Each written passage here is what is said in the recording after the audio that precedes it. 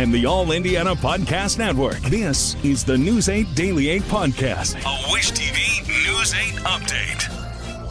Hello, I'm Jeremy Jenkins, and this is your News 8 Daily 8 Podcast for Tuesday, June 10th. We begin in the sports world. Jim Irsay's three daughters are officially taking over ownership of the Colts. Carly Irsay Gordon will serve as the team's principal owner and CEO. Casey Foyt will be the owner and executive vice president. Kaylin Jackson will serve as part owner and chief brand officer. Jackson will also serve as the president of the Indianapolis Colts Foundation. All three have been in leadership roles with the team since 2012. The Irsay family has owned the Colts since 1972, one of a handful of NFL teams that are still under family ownership. Jim Irsay passed away on May 21st. The man accused of stalking Caitlin Clark was in court yesterday. Michael Lewis had a very brief pretrial hearing in Indianapolis. He raised his hand to speak but did not end up talking after a discussion with his lawyers.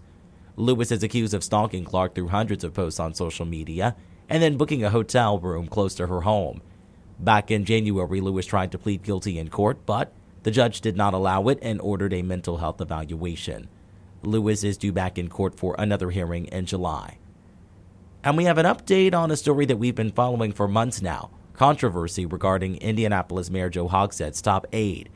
A tense moment at Monday night's City County Council meeting led to sheriff's deputies removing one of the women who accused Mayor Joe Hogshead's former top aide of sexual assault. Lauren Roberts is now speaking publicly about what she's describing as an incomplete investigation. Danielle Zulkowski reports. Lauren Roberts was forcibly removed by sheriff's deputies during tonight's City County Council meeting after Council President Vop Osili instructed them to do so. The reasoning? She was speaking off topic. She was talking about her experience being harassed while working on Mayor Joe Hogshead's campaign instead of staying on topic, talking about financial appropriations. Do not put your hands on me. Don't even do that. Don't even do that. Let her stay. Lauren Roberts spoke to the media and supporters outside of the City County Council building after being forcibly removed from the council meeting. If I could tell my younger self what Joe Hogshead and his then campaign manager Thomas Cook were about to put me through, I would tell her to run away and don't look back. Councilors had a lot to say on the issue. So far, only two have called for the mayor's resignation: Democrats Andy Nielsen and Jesse Brown. Fellow Democrat Ron Gibson reaffirmed his support for the mayor. I stand firm that I believe that everything was handled properly and that anything at this point is nothing but political game. Republican Minority Leader Michael Paul Hart also spoke before the meeting. What's in our control is making sure that we are looking at the data, right? I mean, the legislative body here can't impeach a mayor. We have no ability to do that. And so I don't want to mislead the public. I want to show the public exactly what we can do, which is make sure we keep that committee going, get the information from Fisher Phillips that we don't have, and analyze it ourselves. This is not over. The proposal to pass funding to pay for the investigation into this harassment was sent back to committee. I'm Danielle Zulkowski for Wish TV and WishTV.com. Avon police are trying to find the people who started a fight at a Texas Roadhouse over the weekend. One woman being attacked in the video, which you can find on WishTV.com, is a recent graduate of Ben Davis High School. She was there with her family Saturday night around 10. That is when an argument broke out between what appeared to be people who were strangers. It quickly turned violent. People say multiple people were injured in the fight, including one girl who was cut across the head from a plate shattering. News 8 talked to a woman who was in the restaurant and recorded the chaos. Plates were flying, food was flying, drinks were flying.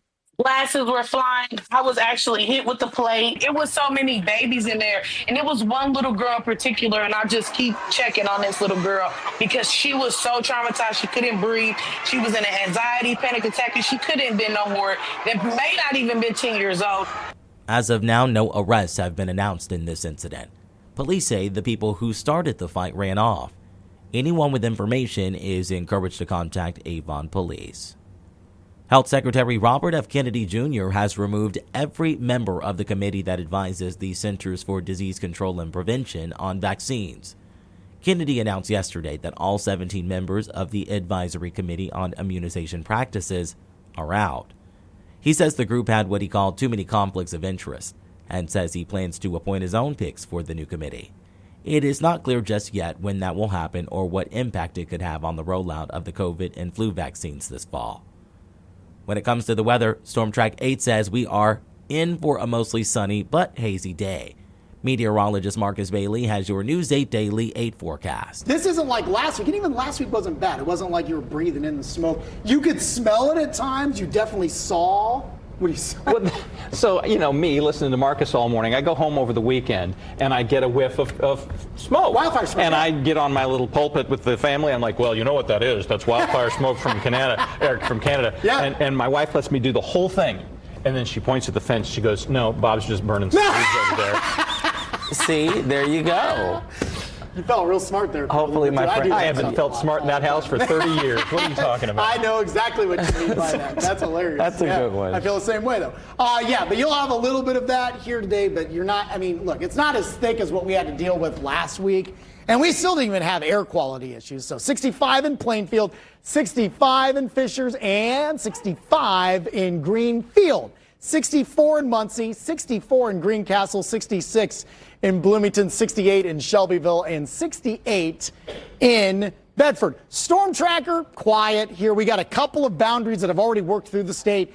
Yesterday, this cold front was the rainmaker and a lot of cloud cover. And then you had a secondary boundary that moved through over the last couple of hours. And that's basically, it's bringing a reinforcing shot of northwest winds, all right? Cool, dry Canadian air, but it's also kind of bringing in some of that wildfire smoke, several thousand feet up in the air, so it doesn't get to the surface. Made for a very pretty daybreak this morning. Should make for a nice orange glow at sunset coming up in the 9 o'clock hour for tonight. 78 degrees this afternoon.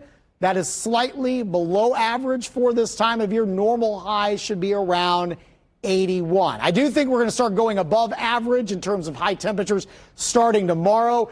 We also start dialing up the muggy meter a bit. You get the combo of that. We're going to ramp up our rain chances as we gear up for a busy Father's Day weekend. We'll have more in my Storm Track 8 forecast coming your way in just a few minutes. To get a peek at Marcus Bailey's full forecast, just head over to wishtv.com, or you can download the Wish TV Storm Track 8 app. And don't forget about our weather blogs. This has been your News 8 Daily 8 podcast for Tuesday, June 10th. I'm Jeremy Jenkins for Wish TV and wishtv.com. This is the News 8 Daily 8 podcast, a Wish TV News 8 update on demand. For even more, on demand and on the go. Connect with Wish TV on Facebook at wishtv.com and on the free Wish TV mobile app. Thank you for listening. And be sure to like, subscribe, and follow this podcast for updates every weekday morning on the All Indiana Podcast Network and wherever you get your podcast.